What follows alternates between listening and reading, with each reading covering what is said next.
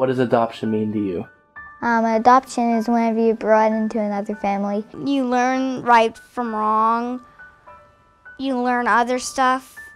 You learn the roles. You get punished. You learn your lesson. You don't do it again the next day. And you grow up to be a wonderful woman. I think it puts some culture in our family, like a bunch of different cultures, which is pretty cool. I actually read an article in a magazine about little babies that were in an orphanage, that the ceilings were leaking and water was getting in the cribs, and it just broke my heart. And I talked to my husband and we decided maybe we could help and look into adoption. But then when I tried to find out information about how to go about it, it appeared that it wasn't for adopting, it was for just, helping them out. So my husband said, hey, why not look into it here? There are a lot of kids here that need a family. So we looked into fostering first. That was the first step. Wanted to see how it would go and make sure that our kids, were good with it, and trying to help as many kids as we could. So that was the idea, and we were all for it. I think we all kind of were excited about the possibility of doing that. Savannah came to us in 2006 after the police had found her for the second time on the street. Savannah's name had been Katie before. She came in very angry, fists up, swearing and carrying on, and just very angry. I hate you.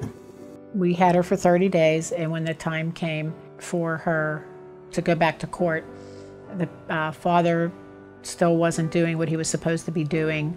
She was very afraid. She didn't want to see him. She didn't want to talk to him on the phone. You talk to your dad? What's wrong? Don't you want to talk to your dad? It came out that she had been abused by her father, sexually abused, emotionally abused. Why were you adopted? Because my dad was mean to me, my old one. He was investigated, but unfortunately, because of her age and because they thought that she just didn't know how to relate the story well enough, they didn't do anything to him. But he did end up losing parental rights because too much time had gone by. He wasn't doing all the things that they required him to do. So she ultimately became eligible for adoption, and we had fallen in love with her, and so we adopted her. We knew that, this was not a temporary thing. We found out that she was desperately in need of a good home, and we were a good home, so who were we to deny her that? When you adopt a child, you're allowed to change their name, first and middle also. She wanted her name changed. I guess the psychologist thought that she associated that name, obviously, with bad things that happened to her. So we changed her name, and she decided on Savannah. I like Savannah better than Katie. Chase came to us that same year, 2 months later, in 2006. He had just turned 3 years old, like Savannah had. He was being raised by his great-grandmother, who was elderly, and she just couldn't care for him anymore. So she called CYF and told them that she couldn't care for him. Nobody fought for him because they wanted him to be in the system, basically. He wasn't really that loving and didn't want to really be hugged. We had a bird and fish and 4 dogs.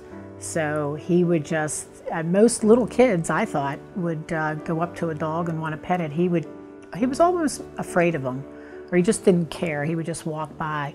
Now he loves them. Chase went from not liking animals to wanting to be an entomologist, which is, they study bugs. He knows every fact about every bug. He's super, super smart, and he's fascinated with them.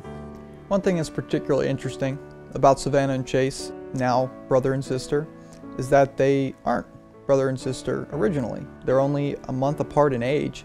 So, they kind of instantly gravitated towards each other, of course, because they're right around the same age. They were playmates. They were only 3, so they played together, and like all siblings, they had their little fights, and they get along sometimes they don't. Sometimes we do, sometimes we get in a fight. She says, please, please, please, please, please, please, I want to do this. No, no, no, we're doing this, we're doing this. We try to figure the problem out.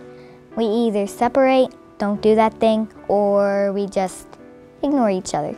A solution is when a problem is resolved. One of the reasons I wanted to adopt wasn't just for myself. I also wanted my children to learn to give. I've always wanted to have a family, always wanted to have kids of my own, and of course this hadn't changed that at all. You know, I've gone from being basically a big brother to kind of feeling like a parental figure to Savannah and Chase. They came into this household with kids that were almost old enough to be their parents. It's very different when you kind of are going through childhood with somebody than to be the brother of somebody that you're watching go through their childhood and you've already experienced it. You're not exactly sure how to even be an older brother to a kid that young, and you're afraid because you have so much more influence over them. It's certainly a lot more responsibility than I'd ever felt in my life before, and because you care so much for them, you want to be that good role model. I think it has made our family stronger. I think it has made the children more compassionate, and to know that not everybody is raised in a good family. You know, just to see who they've become is really special. So without them, you know, the family, it just wouldn't be the same. My husband and I decided to adopt the child in 2002. We started the process using an adoption agency called Journeys of the Heart.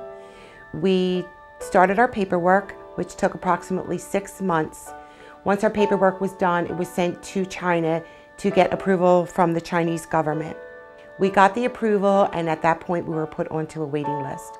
We were on the waiting list for approximately 2 years, and in August of 2002, we received a phone call that we had a beautiful baby daughter. We're sitting here waiting for the baby. They're out in the hallway. We're waiting for them to knock on our door. Seems like an hour, but it's only been 5 minutes.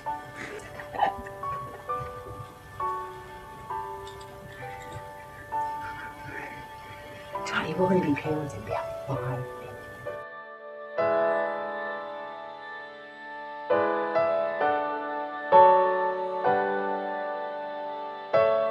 You go to wherever you're adopting your child from, and you're given your child, and then you go to court, according to my mom. We're very blessed to have 4 children and 7 grandchildren. We are especially blessed to have grandchildren that are not American born.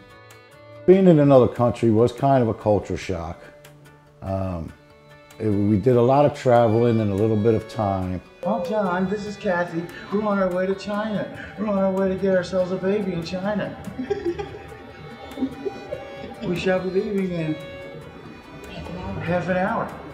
But when we got Jamie, when she was given to us, she took my heart right away. Just took it. She came right to me, and we've been tight ever since, from minute one. We raised our children without prejudice, and they are raising their children without prejudice.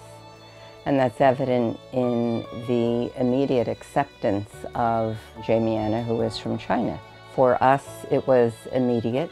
The bond began.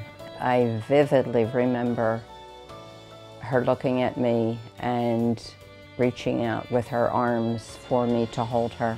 The day that I received Jamie, Jamie was 10 months old, and she only weighed 11 pounds. Look at Mama. Look at Mama. Say, I love you, Mama. I love you, Mama. What you doing? She doesn't remember being hungry, but she had certain things that she would do which would relate to her hunger. Jamie was only fed a very tiny little bit of milk and saltine crackers. That was her diet throughout the day. When I brought her home from China, she would take food from the cabinets and she would hide them in her bedroom. As a small child, at 1 year old, she would be hiding food in her bedroom. It wasn't necessarily that she was hungry, but she had the fear of being hungry again. It was in her that she was hungry. She adapted to being an American because that's all she knew. She was 10 months old when we adopted her and brought her back. So she's been raised American, and that's all she knows is being American. A lot of my friends do know that I'm adopted, and they don't treat me differently. They just like ask questions about it and stuff like that. The way she feels about being adopted is basically a non-issue now. She's our baby, and that's it. I would adopt again in a heartbeat. It was the most joyous and wonderful experience that I've ever had. I have a beautiful daughter that I love so much, and she loves me and my husband. We have a beautiful little family.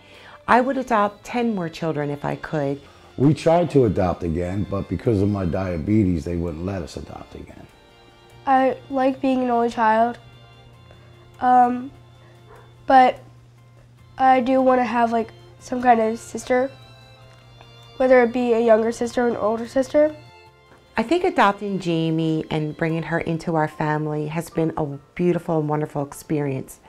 Of course, the size of our family has grown, and it's just a warm and wonderful experience to have children from other cultures come into our family.